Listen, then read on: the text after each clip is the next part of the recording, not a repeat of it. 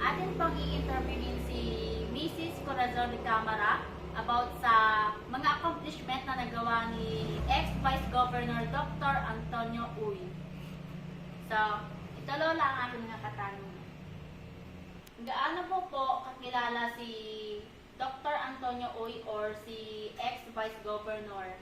Matagal ko na siyang nakilala dahil siya ay lehitimong taga Santa Cruz at kilala ko siya, ang kanyang pagkatao at ang kanyang pamilya. Naalala mo pa po ba kung kailan humangad si Dr. Uy o bilang isang Vice Governor? Ay matagal ng panahon kaya hindi ko na masyadong natatandaan ang exact date kung kailan siya humangad na Vice Mayor. Pero nakita ko sa kanya ang paglulugod ng tapat at maraming natulungan lalo na ang mga may sakit. So ano po yung mga naaalala niyo naging proyekto niya ng mga panahon na yun? Ang mga naging proyekto niya ay ang paggamot ng libre at matulungan ang mga may sakit na hindi lamang taga Santa Cruz at iba pang mga lugar na kanyang kababayan dito sa Marinduque.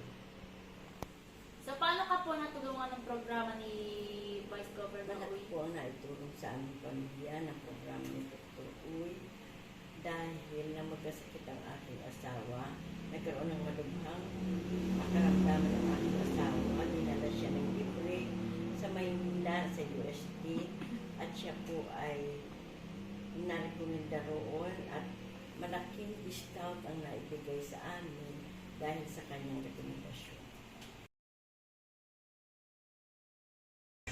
Good afternoon po. Ngayon po ay aking i-interviewin si Ate Maricel Esplana tungkol sa mga accomplishment na ginawa ni former Vice Governor Dr. Antonio Uy. Gaano mo po kakilala si former Vice Governor Uy? Nakilala ko po si Dr. Antonio Uy ay mula po nung ako po ay nagsimula sa kanila ng pagtira mula nung ako grade 5 hanggang sa ngayon. Naalala mo pa po ba kung kailan humangad si Dr. Uy bilang isang Vice Governor? Hindi ko na, naalaala ko po siyang humangad pero hindi ko po alam kung kailan kung anong taon. Ano po yung mga naaalala niyo mga proyekto niya na isinagawa? Nung panahon po nung siya ay Vice Governor, marami po siya na-accomplish katulad po ng solar electrical program, Thanksgiving, katulad po ng pamimigay ng tsinelas,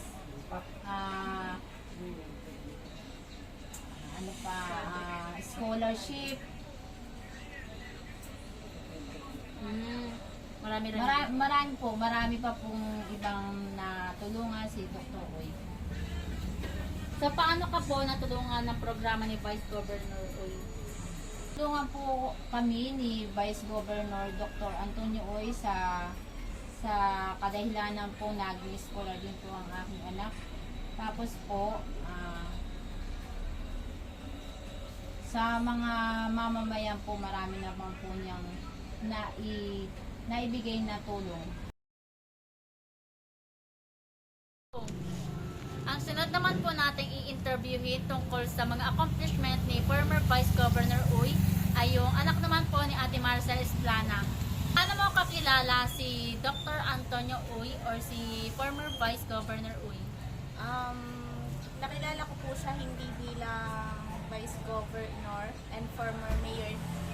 Kasi since elementary po, kilala ko na siya.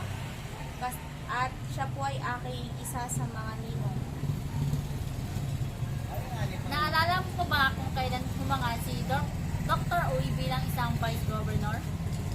Hindi na po kasi elementary pa lang ako noon. Kaya matagal hindi ko na po naalala. Paano ka po natulungan ng programa ni Vice Governor Uy?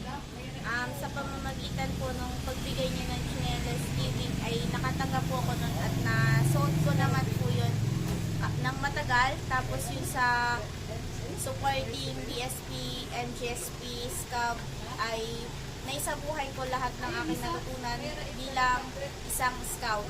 At yung sa scholarship po nun siya ay former mayor dito sa Santa Cruz ay nakatanggap po ako noon at nakatulong po sa akin financial na pangangailangan sa eskwelahan.